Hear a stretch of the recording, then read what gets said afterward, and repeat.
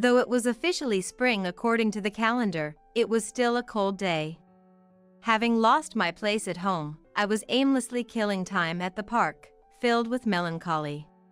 I was approached by an elderly gentleman in a very neat suit. "Hello, Lisa. How do you know my name?" Before I could even begin to appreciate his charming smile, I was more concerned about how he knew my name. "I'm Brown. I've come to repay a favor." Seeing Mr. Brown, the polite elderly gentleman, I was greatly surprised.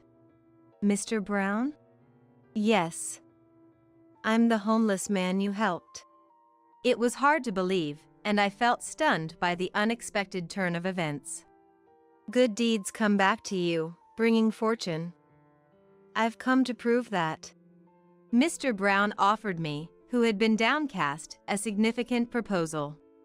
I, Lisa, have been living with my son and his wife since my husband Stephen passed away a few years ago. If we got along well, there would be no problem, but unfortunately, that's not the case. My son, Nicky, can best be described as full of energy in the kindest terms, and his wife, Annabelle, as feisty just as the same. Frankly, there's no need to mince words. Nicky was a frivolous person who always tried to play along, and Annabelle was selfish and lazy. Stephen was very strict in his lifetime, always keeping a close eye on Nicky and his wife. And if they stepped out of line even slightly, he did not hesitate to scold them severely. Perhaps because of that, Nicky and his wife were relatively meek while Stephen was alive, and we had few problems living together. However, after his death, Nicky and his wife started to get carried away, showing their true colors, so to speak. Not that Nicky isn't my child, and criticizing him feels like criticizing myself, but I wonder if I might have made some mistakes in raising him. Still, Nicky is the better of the two, Annabelle is the problem.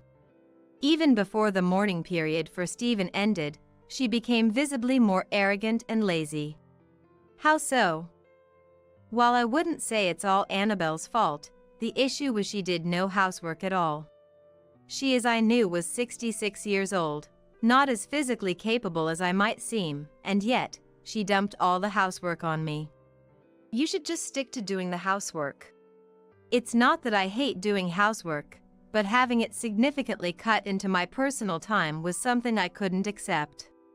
That personal time, simply put, is dedicated to my hobby of crafting various things. My creations might be common, but they include things like scarves, items that are part of daily life. To get back to the point, Annabelle indeed did no housework at all, leaving it all to me. Even I, usually so understanding, found myself unable to accept, or rather felt it was downright unreasonable, and spoke to Nicky about it. "Could you talk to her? It's not that I hate doing housework, nor do I think it's solely her duty, but it seems a bit much, don't you think?" According to Annabelle, what else could Mom do but housework, right?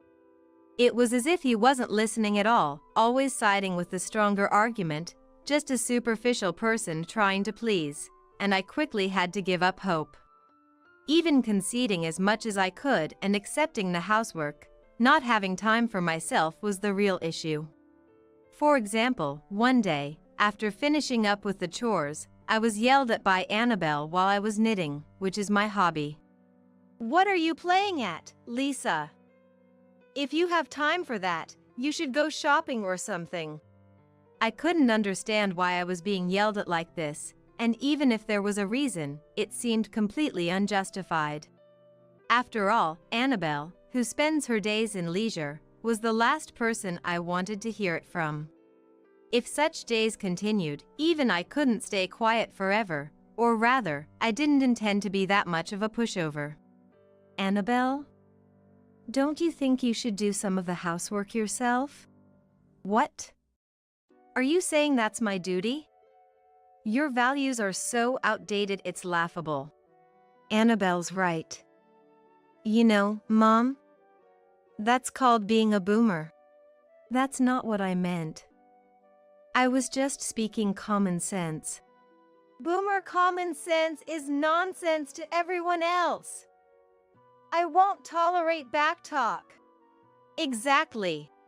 Even if I reluctantly overlooked her arrogance, Nikki, who only sided with what was advantageous to him, was just disappointing.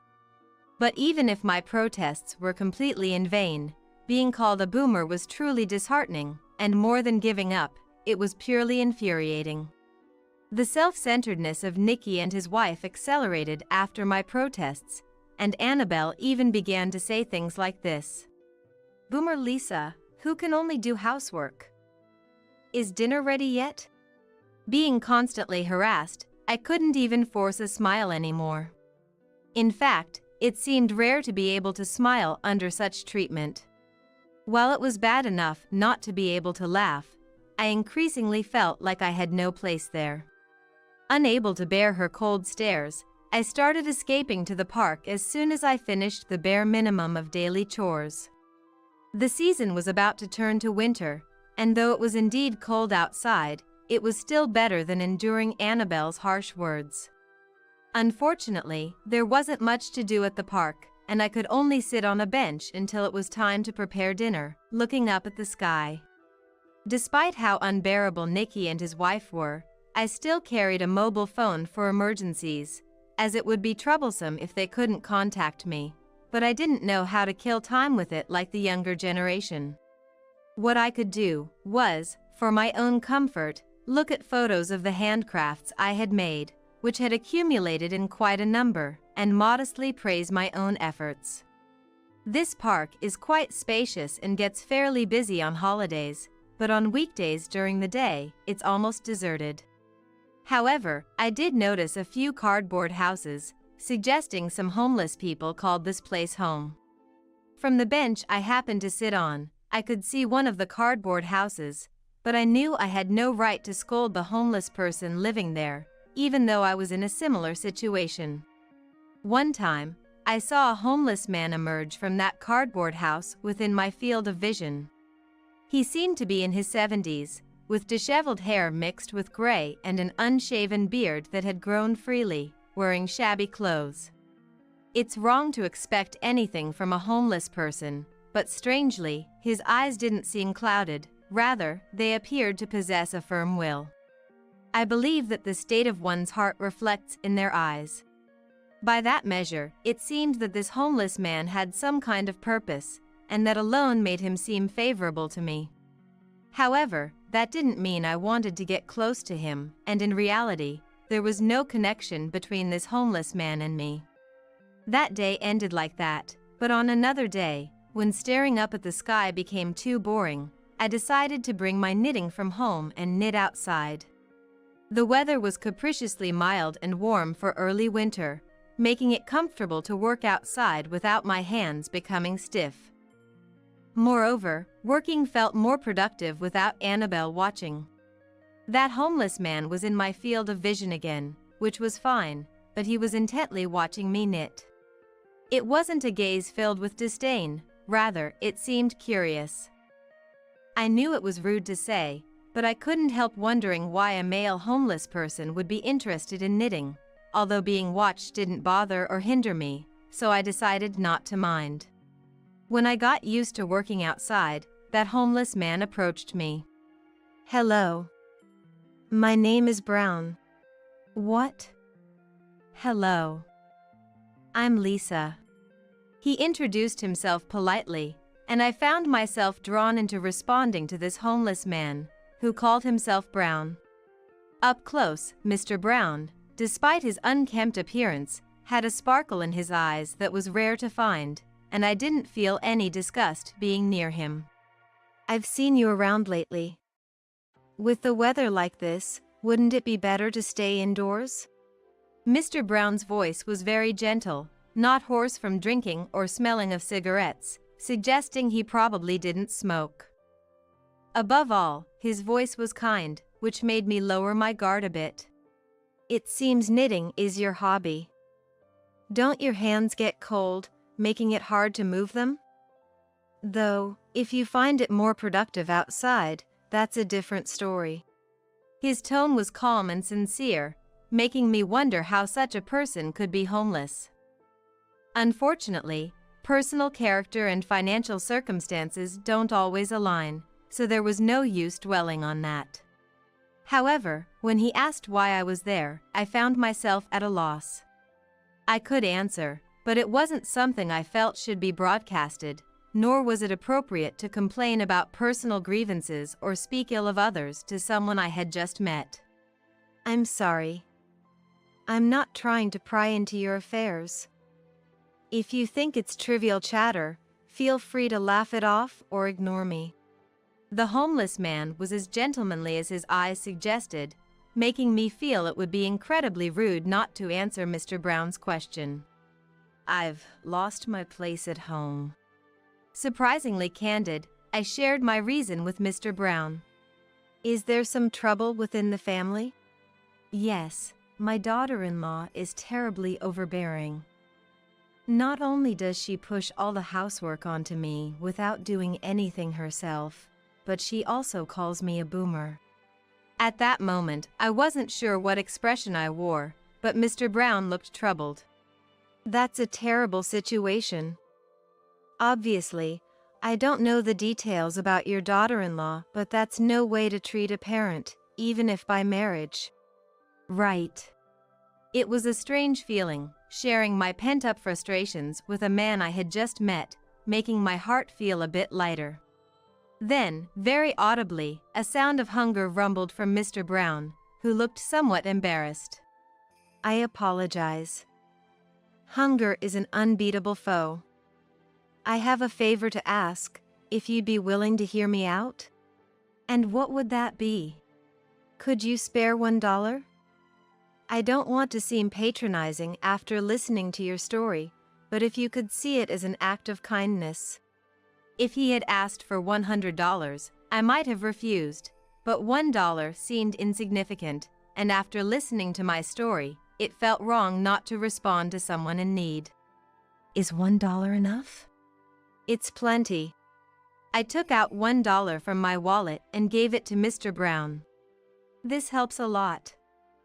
Now I can survive another day. Seeing his genuine relief made me realize the daily hardships of being homeless, making me feel like I had done something very good. Excuse me, but I must go and find some food now. After thanking me politely, Mr. Brown hurried off towards a nearby budget grocery store. There, even with just $1, he could buy a pastry, at least quieting the pangs of hunger for a while. Of course, I knew that wasn't enough for a real meal, but I didn't see any reason to go out of my way to care for Mr. Brown beyond that. Every day I ran into Mr. Brown, I would share my daily grievances about Annabelle, and in return, I gave him $1, a routine that continued. I didn't mind, especially since he seemed to genuinely empathize with my situation. It appeared that he would use the $1 to buy food from that budget grocery store each time. Mr. Brown, aren't you hungry? I thought the food you can get for $1 would be quite limited. One day, I made a sandwich for him and brought it to the park. Is this for me? Yes, unless it's a bother. Not at all. This is very helpful. I was genuinely pleased to see Mr. Brown so happy. Then I'll eat. Thank you. He opened the lunchbox politely and ate the sandwich with elegance yet with evident enjoyment, which, while expected, was pleasantly surprising. Your kindness is deeply appreciated. Thank you truly. His words of thanks were sincere, without any hint of insincerity, and I wasn't cynical enough to doubt his gratitude. On another day, a very cold wind was blowing, and although I had dressed warmly for the park, I couldn't help but worry about Mr. Brown. Hello, Lisa. It's quite chilly today, isn't it? As expected, it seemed Mr. Brown didn't have the luxury to dress warmly, looking very cold. It's not much, but maybe this will help a bit. I had anticipated this and brought a scarf I had knitted from home. What's this? I knitted it. It's for you. Seeing Mr. Brown moved by the gesture, I felt confident that I had done something good. This texture, the careful finish, it could fetch a good price. It's a waste to keep such talent as merely a hobby. It was odd that Mr. Brown would praise aspects most people wouldn't notice, but I didn't think much of it at the time. Have you been doing this hobby for a long time? Yes. I thought so. Your experience shows. Do you have anything that shows your past work, although it might be unlikely given the place? Although it was a strange question from Mr. Brown, I thought I should show him if asked, so I showed him photos of my past projects stored on my mobile phone. Incredible, truly incredible. I am impressed. Thank you. The warmth of handmade items can never be matched by ready-made products. Lisa, you are remarkable. Watching Mr. Brown quietly close his eyes, savoring the warmth as if cherishing it, made me feel as if I had accumulated good deeds. However, I must return it, as much as it's a generous offer. Lisa, you already possess skills that could be monetized, yet you haven't had the opportunity to utilize them. What are people thinking? Mr. Brown seemed upset, but the idea of earning money from my skills was foreign to me, making his anger seem somewhat misplaced. That aside, I'll give you the usual $1. Thank you. Instead of heading to the grocery store, Mr. Brown went to a phone booth with the $1 I gave him. Over the next few days, I met Mr. Brown daily, giving him $1 each time, which he always took to the phone booth. I didn't know whom he was calling, nor did I have the right to know. One day, Mr. Brown was unexpectedly absent from the park at our usual time. Feeling a slight loneliness, I thought it might be difficult for a day-to-day homeless person to stay in one place. Lisa, you're going to the park again, aren't you? That's better for me. Being around a boomer contaminates my thinking. A month had passed, and after enduring harassment from Annabelle, I found myself heading to the park again. Feeling an unexpected loneliness without someone to talk to, and it was natural that Mr. Brown's face came to mind. Hello, Lisa. Yes? Looking up at the sound of the voice, I saw a distinguished elderly gentleman in a fine suit, with a gentle and lovely smile standing before me. It was beyond me why this elderly gentleman knew my name, given we seemingly had no connection. As I stood there perplexed, he greeted me with a familiarity I felt I had seen somewhere before and slowly handed me a business card. I am deeply indebted to you for the other day. Mr. Brown? I couldn't believe it at first glance at the business card, but if I imagined the Mr. Brown in my memory without his neglected beard and with his hair tidied up, this gentleman fit the image, especially the sparkle in his eyes. Looking at the business card again, it listed him as the chairman of a nationally renowned clothing manufacturer, a name familiar to anyone and with stores across the country. Why was the chairman of a major corporation living as a homeless person? Yes. I recently handed the presidency over to my son, gaining some free time for myself, and it was related to a memory of mine. A memory, you say? There was a time when I too lived a hand-to-mouth existence.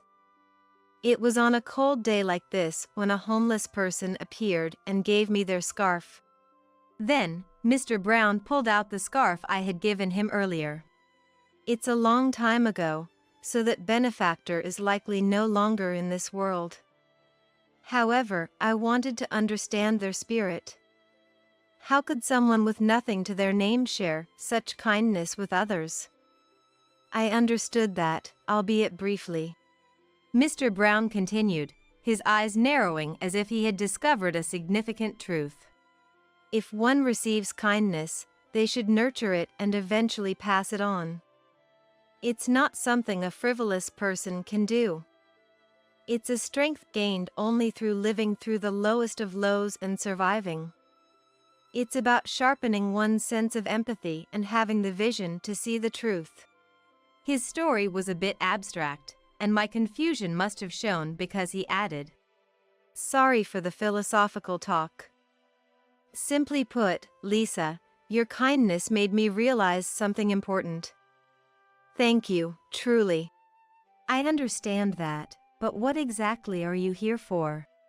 My question might have seemed rude, but Mr. Brown responded with a gentle smile. I've come to repay you. You showed kindness to a dirty homeless man and have a sure talent in crafts. I have a proposition for you. I didn't immediately grasp the meaning of Mr. Brown's words. May I have a moment of your time?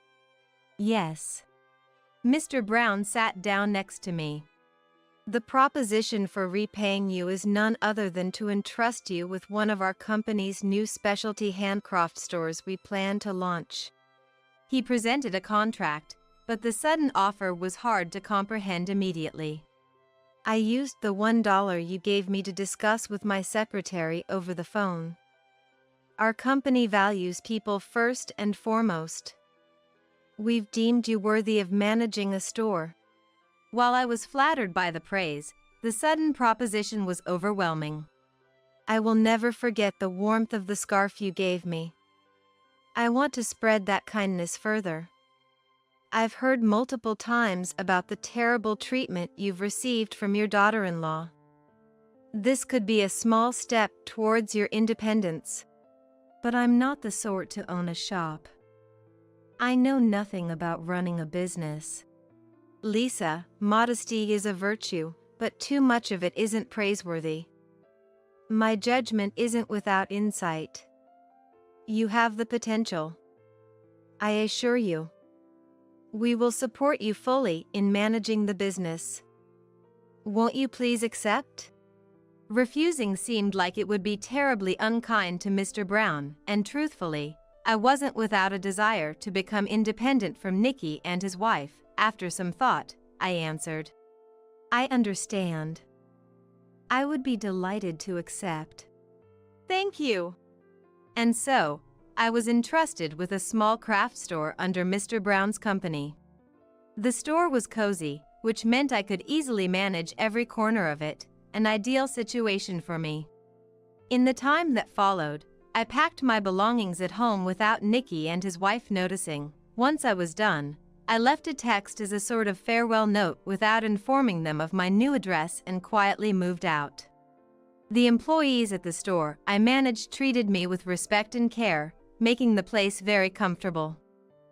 I enjoyed my freedom so much that I had no intention of returning to Nicky and his wife. The condominium I moved into, on Mr. Brown's advice, had strict security with a resident security guard, in case Nicky and his wife tried to visit. Mom, help! Without you, we're struggling with the housework. The two of us can't handle everything. I received texts like this almost daily, full of entitlement, but I consistently refused, declaring my parental duties over. Later on, driven by curiosity, I passed by Nicky and his wife's house. Even from outside, I could tell their living conditions had deteriorated, indicated by the unmistakable smell. Nicky continued to send me texts detailing their dire situation, but I ignored them all. Annabelle, failing to understand the consequences of her actions, began harassing Nicky instead. It seemed her nature required her to oppress someone, making me feel even more relieved to have cut ties. Though I don't know if naturally is the right word, their marriage was fraught with constant arguments, leading to Nicky's demotion at work and a significant pay cut. Despite continuous texts from Nicky showing no sign of reflection, I focused on living my life, considering it his responsibility. Mr. Brown occasionally visited my store to check on things and introduce customers, maintaining a good relationship. This way, I finally found happiness.